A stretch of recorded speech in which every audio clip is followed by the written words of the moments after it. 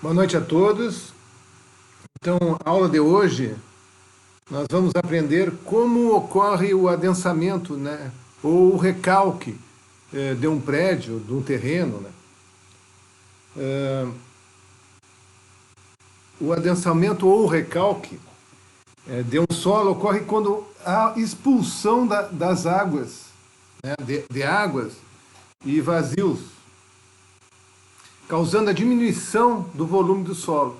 É como aquela esponja que eu mostrei para vocês antes, né?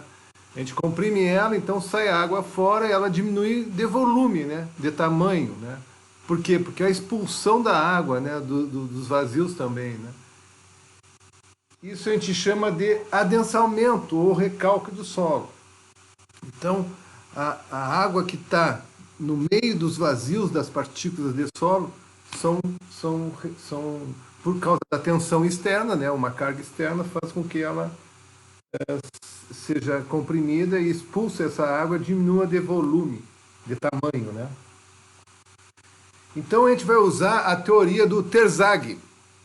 Esse senhor aí que vocês estão vendo, Carl von Terzaghi, que é o pai da mecânica de solos, né? O que ele fez, né? O que o Terzaghi fez? Ele fez uma comparação com uma mola em um cilindro, que é esse segundo slide. Ele diz assim, ó, supõe um cilindro com pistão dentro dele e uma mola, e na parte superior uma válvula.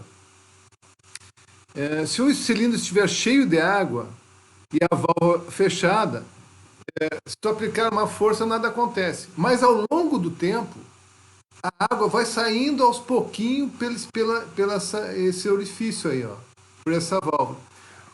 O que representa isso? Esse cilindro ele está cheio d'água. Representa o seguinte, um solo saturado, sendo que a água que sofreu uma tensão, que é essa setinha amarela, né? Que é a tensão que está atuando no solo. Então essa tensão faz com que a água saia aos pouquinhos desse solo que está fechado, enclausurado dentro de um cilindro, né? E ao longo do tempo essa água está sendo expulsa, né? Então essa analogia que ele usou.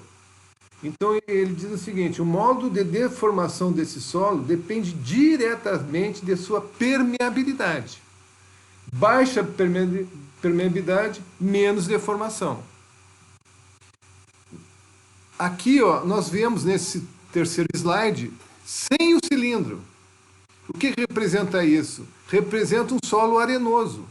Então, assim, ó, vocês podem verem que a carga que vai atuar nesse solo, agora não tem mais o cilindro que reveste ele. Então, a água que está no meio dos vazios, ela vai ser expulsa quase que imediatamente.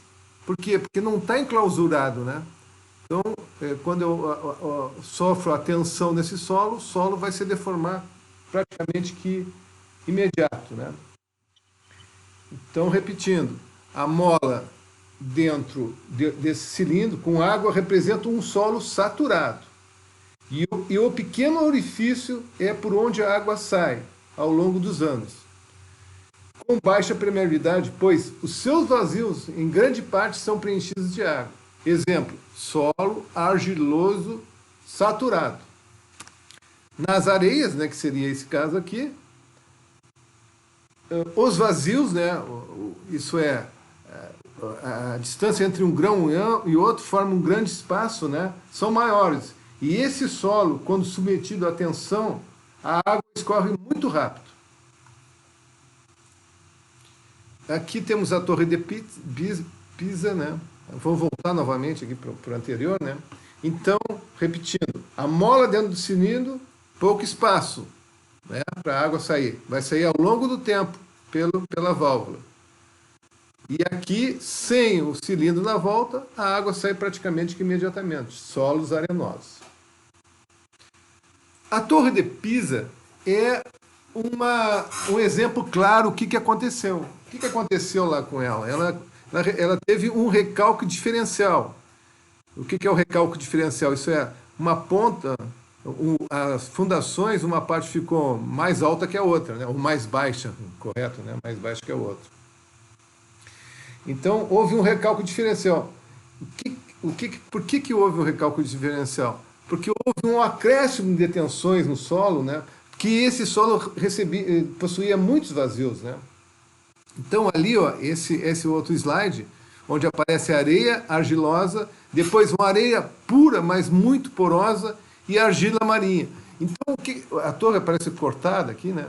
Mas vocês podem ver que essa areia pura, muito porosa, foi que causou esse recálculo diferencial. Então, quando o solo sofreu a tensão da carga da torre, ela fez com que expulsasse a água desse solo, né, de maneira praticamente rápida, porque é uma areia pura, muito porosa, né? E aí em cima tinha uma areia argilosa também, né? Então, houve um recálculo diferencial na torre. E aí, por que ela não caiu? Né? Porque o centro de gravidade dessa torre, o centro de gravidade ainda continua, né, dentro da região que concentra maior peso, né? Então ela fica ainda numa posição alta da torre, né? E aí o que acontece? Ele consegue gerar um torque fazendo que ela se sustente. Sim, mas houve já recuperação, injetaram concreto na base dela para ela diminuir essa inclinação, né? Esse recálculo ao longo do tempo. Então, continuando aqui. Aqui, ó, é uma representação de um solo argiloso, né? Que a gente normalmente coloca as fundações, né? Ao longo do tempo. Esse solo está recebendo uma carga de 1 kN. Então, no início, esse acréscimo de tensão ao longo do tempo, num solo como esse, que é um solo argiloso, saturado,